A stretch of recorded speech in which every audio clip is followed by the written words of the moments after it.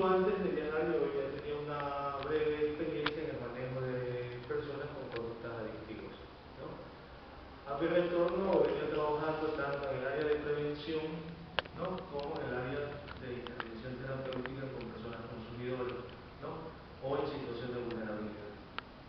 Y en los actuales momentos me desempeño tanto como docente de la Facultad de Psicología y con el cargo de director del Centro de Docencia e Investigación para el Desarrollo Humano y el Buen Vivir, que es un programa que está dentro del que es vínculo con la colectividad, que tiene la Universidad de Guayaquil y que es administrado por la Facultad de Psicología, donde prestamos un servicio de orientación e intervención psicológica, ¿no?, en la que se trabaja con poblaciones en situación de vulnerabilidad por el consumo de drogas y otras problemáticas adyacentes, ¿no?, a lo que tiene que ver con la salud psicológica.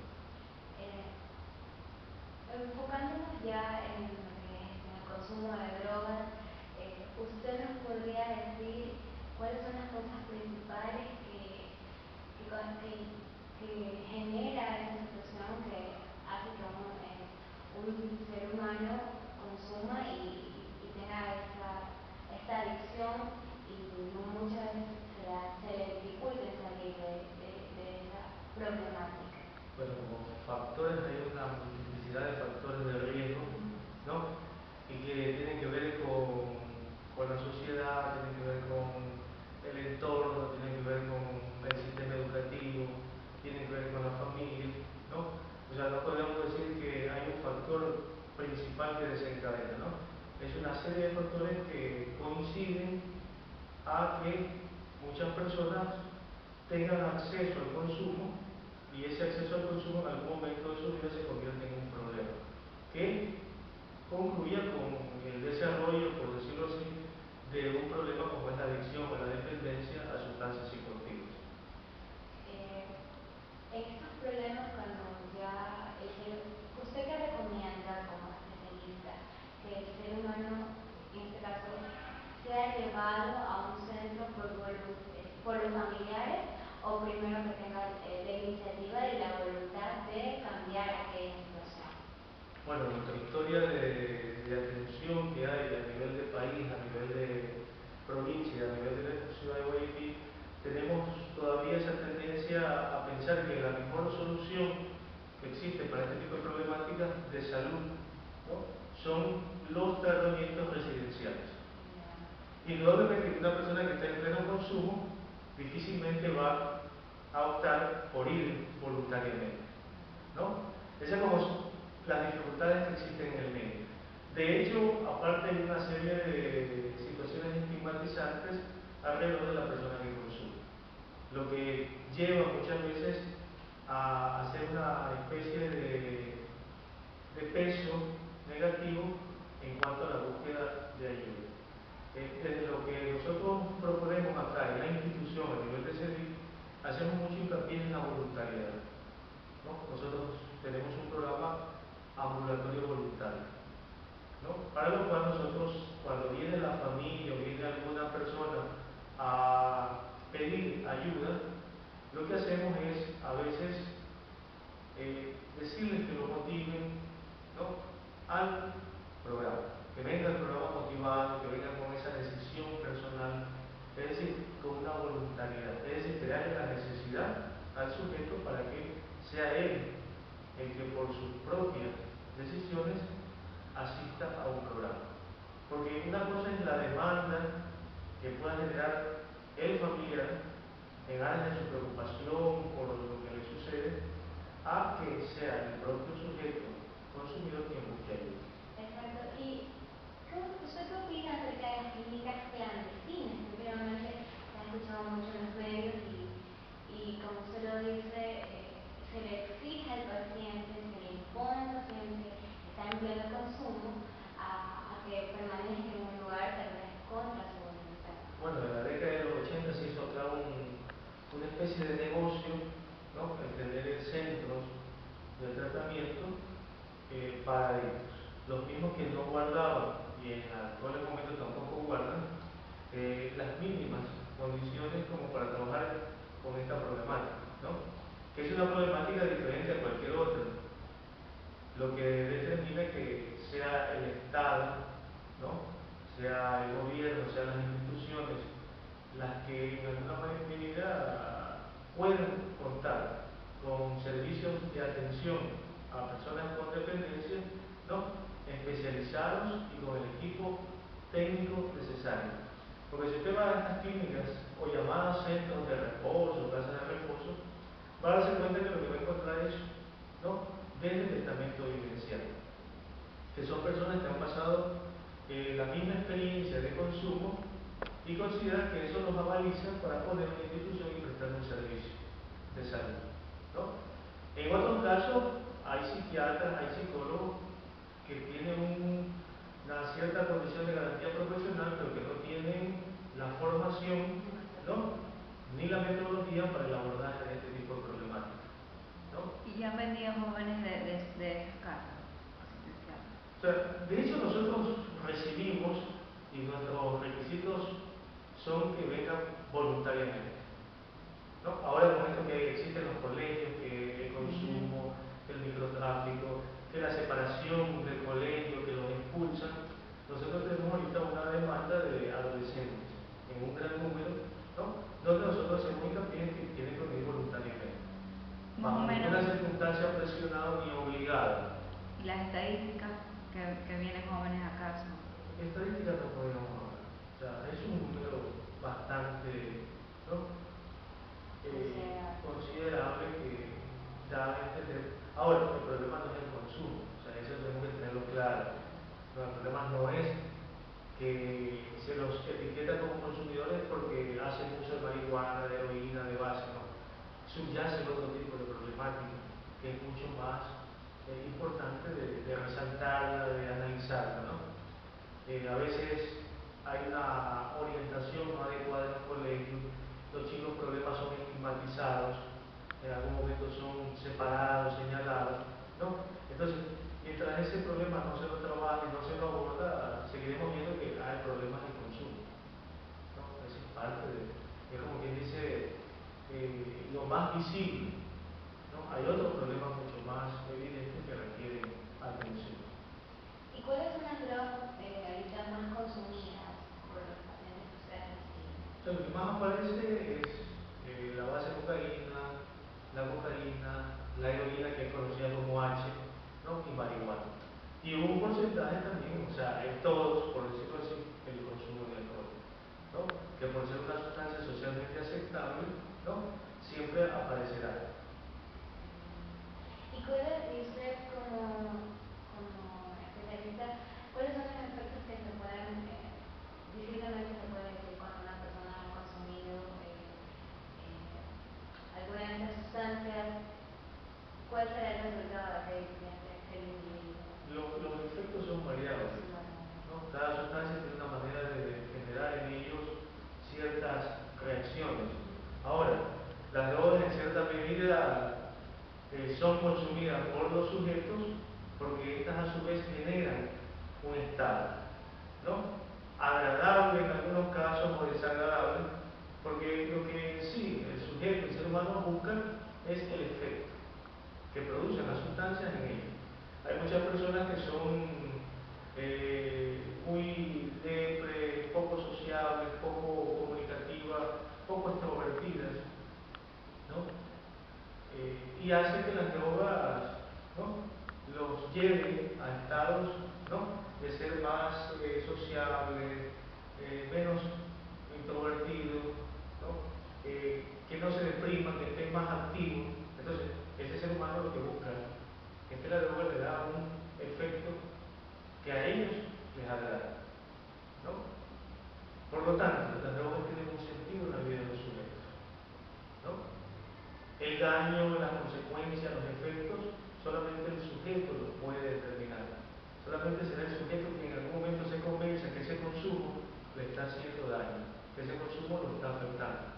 Y será en ese momento que tome plena conciencia que buscará ayuda. Antes, la preocupación del familiar, de otras personas, será, ¿no? Una cuestión nula, no generadora de motivación para la búsqueda de cambio.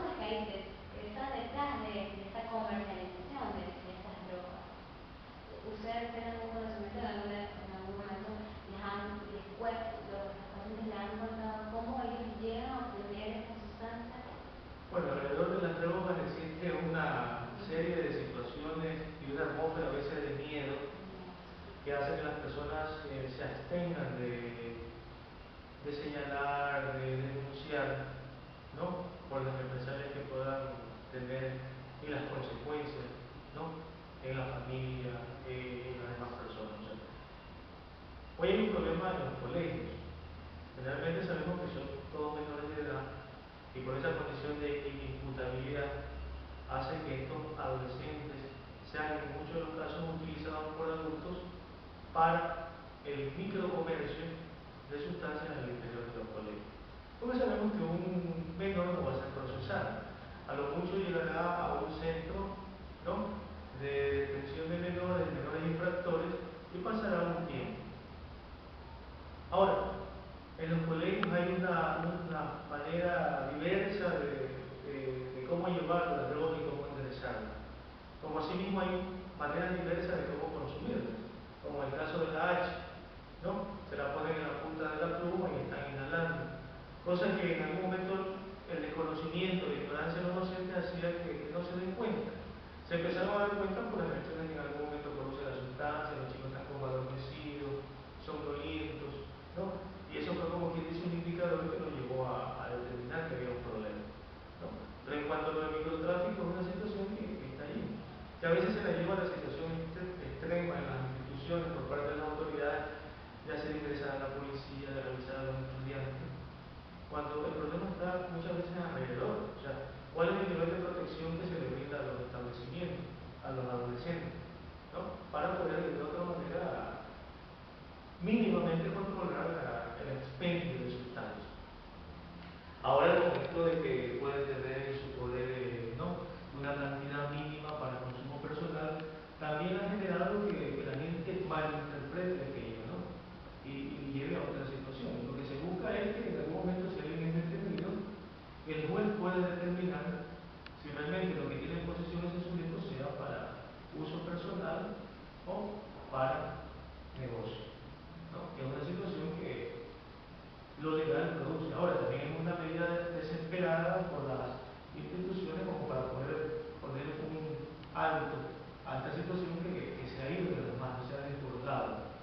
No es un problema de ahora, es un problema que viene de muchos años, donde el único procedimiento adecuado que deba de existir es la prevención, ¿no? Es una prevención sostenida a largo plazo para que dé resultados. No esa prevención mala vida con las charlitas, ¿no? Charlitas que aburren a los adolescentes, que va un adulto a hablar de bla, bla, bla, bla, ¿no? Sino que es que otro adolescente le hable, ¿no? Es el sentir de pares que hace que se identifiquen y puedan entender, comprender la magnitud del problema. ¿No? ¿Usted conoce si estos procedimientos hay en alguna institución se está llevando? No, nosotros lo tenemos acá. ¿Usted lo ¿No? Nosotros tenemos lo que es el programa de gestores, ¿no?, que es capacitar. Nosotros capacitamos a nuestros estudiantes de la facultad para que ellos vayan a los colegios y en los colegios seleccionen estudiantes, ¿no?, que están de los 11 a los 14, de los 15 hasta los 19, y sean capacitados en esta modalidad de gestores, y a su vez sean estos estudiantes los que capaciten a sus propios padres, a sus propios compañeros. Es decir, que no vaya en lenguaje del adulto, ¿no?, pero van a tener la capacitación por parte del CEDIC. Que eso es una propuesta, que no es la charlita, que son talleres que tienen que ver con la autoestima, con el crecimiento personal, con proyectos de vida, que tienen que ver con las drogas, que tienen que ver con sexo, sexualidad y género, una diversidad de temas que es donde el adolescente requiere conocer, requiere ser orientado, ¿no? La charlita esa que se para un adulto y les habla de, no, los chicos saben los efectos, hasta saben mucho más que los especialistas, ¿no? Y ese no es el asunto, o sea, no es caer en el morbo, sino más bien orientar. La población requiere una orientación mucho más adecuada en ese tema. ¿Usted considera que una persona que ha consumido por una gran cantidad de tiempo ha decidido cambiar, es vulnerable a que vuelva a caer en esta adicción? O tal vez cuando está con un proceso, con una orientación adecuada, pueda determinar y decir ya no volver a caer en O sea, los procesos de cambio son de manera cada sujeto llega un momento que toma una decisión, ¿no? A veces hay mucha gente que no necesita estar en un lugar o no necesitan ayuda especializada, a veces cambian y no hay explicación alguna. Pero lo que sí podemos dar cuenta es que debe existir la voluntariedad en ese ser humano para darse cuenta que requiere un cambio y que no necesita de que otra persona lo esté presionando, lo esté obligando a hacer algo que de pronto para él no representa un problema. ¿No? En eso se basa la libertad psicológica de los seres humanos, poder decidir por sí mismo. O sea, no pensemos que un sujeto que se droga, que se alcoholiza, porque también sobre eso hay una exageración, ¿no? Pensamos que un adicto es una persona con unas características. Usted ve un adicto, una persona que consume, que no es la imagen que nos pueden estar presentando. Usted ve los chicos que llegan acá y los chicos llegan bien presentados, vestiditos. Bueno, nosotros tenemos una experiencia con juzgados de niñez y de adolescencia, con los menores infractores. Y uno piensa que un menor infractor es un muchacho que viene con una serie de ropajes, de forma de expresar. Vemos que viene con zapatos de marca, gorras de marca bien presentables. O sea, a diferencia de la idea del adicto que tenemos, ¿no? Un adicto es una persona que anda en las calles, por poco nada es un pordiosero. ¿No? O sea, es el estereotipo que se ha creado en la sociedad con respecto a este problema de salud. ¿No? Entonces, hay que desmitificar, ¿no? Sacar ese mito que hay alrededor de lo que son las adicciones en nuestro medio. O sea, no son personas con esas características, son seres humanos como cualquiera de nosotros. Y la decisión depende de cada persona, ¿no? Usted depende si decide almorzar, no almorzar, si decide usar un vestuario o no. Es una decisión personal, no se lo dice nadie. No es que alguien lo obliga para que consuma, nadie lo obliga. Las nuevas drogas. ¿Tiene conocimiento de algunas nuevas drogas que estén en el mercado? Lo que hay ahorita aquí en nuestro medio que es nuevo es la H, que es la heroína, ¿no? Y el éxtasis, ya todos lo conocen, ¿no? Marihuanas procesadas, como la weed, ¿no? Que tienen otro tipo de sustancias, ¿no? Y que los chicos la consumen. O sea, son sustancias que no tienen el olor característico y que hacen que pasen inadvertidos frente a los demás, ¿no? La marihuana, la hace, la La weed es marihuana, ¿no? Es una marihuana diferente. Porque nosotros hace poco escuchamos sobre una droga audiovisual. Audiovisual. O sea, lo que hay es los ácidos, ¿no? Como el LSD, muchos chicos que consumen ácidos, los ácidos son una especie de tatuines, de pañitos secantes que se los frotan sobre la piel, perdón, y eso les hace a ellos tener alteraciones audiovisuales, ¿no? Por ejemplo, la otra vez escuchaba uno de los chicos y nos hacía reír a todos porque se me estaba comiendo un hot dog y veía que el hot dog se me derretía, ¿no? Y yo desesperado, el hot dog estaba ahí, pero yo me desesperaba porque se me derretía. O veía las imágenes de cómo los edificios se derretían. O sea, es esa sensación que hace, dice, que apegue más a consumir este tipo de sustancias, los ácidos, ¿no? O sea, esa es la realidad, que por eso es la alteración visual, auditiva. El que consume ácido, ¿no? Puede escuchar cosas inimaginables que cualquiera de nosotros no las puede tener acceso, ¿no? O sea, esa es la realidad. No es una droga nueva, ¿no? Es una droga de los años 60. El ácido, no, ácido lisérgico. Perdón, ¿El LSD? el audiovisual que una profesora nos dijo era de unas imágenes, esas imágenes como que se van en círculos, se hacen para atrás, adelante, y con la música dice que dejaban drogadas a las personas. Eso es otra cosa, o sea, eso es una estimulación que usted está frente a una pantalla y puede producir ese tipo de cosas.